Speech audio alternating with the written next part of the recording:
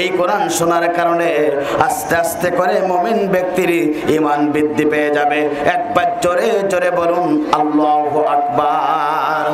মুমিন ব্যক্তির সম্মুখে কোরআনের কথা বলা হলে, কোরআনের আলোচনা করা হলে মুমিন ব্যক্তির জীবনে ঈমান বাড়ে।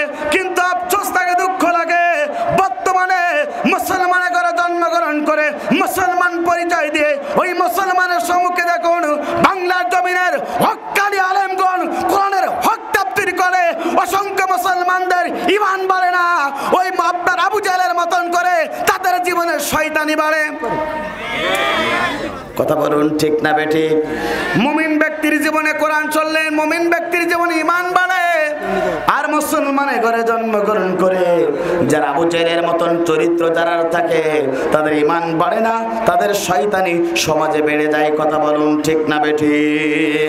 আমার বন্ধুরা, দ্বিতীয় নম্বর মুমিন ব্যক্তির উপকার হলো যারা এই কোরআনের ময়দানে বসে গেল কোরআন শোনার জন্য, দ্বিতীয় নম্বর উপকার হলো দুনিয়ার কোন জালিম স্বৈরাচারকে তারা মাথা নত করে না।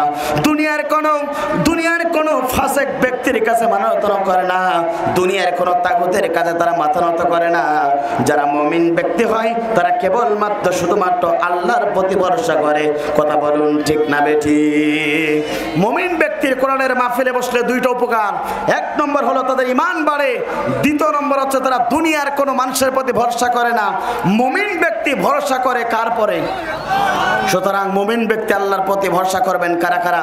দুহাত তুলে আল্লাহকে দেখিয়ে দেন তারা তারা। লিল্লাহে তাকবীর, লিল্লাহে তাকবীর। আল কোরআনের আলো দুনিয়ার মুসলিম কোরআন হাদিস শিখানে, আলেম ওলামা শিখানে, তাফসীর মাহফিল শিখানে। লিল্লাহে তাকবীর।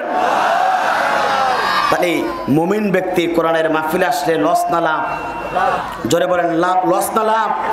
কিন্তু আফসোস দুঃখ এখানে 95% মুসলমানের দেশে, 95% মুসলমানের দেশে নৃত্য হয়, গান হয়, ড্যান্স হয়, অনেক কিছু হয়, কিন্তু আফসোস দুঃখ এখানে কোরআনের তাফসীর মাহফিলে বাধা প্রদান করা হয়। কথা বলুন ঠিক না বেঠিক? আফসোস থাকে, দুঃখ লাগে। 95% মুসলমানের দেশে, এই শাহজালালের বাংলাদেশে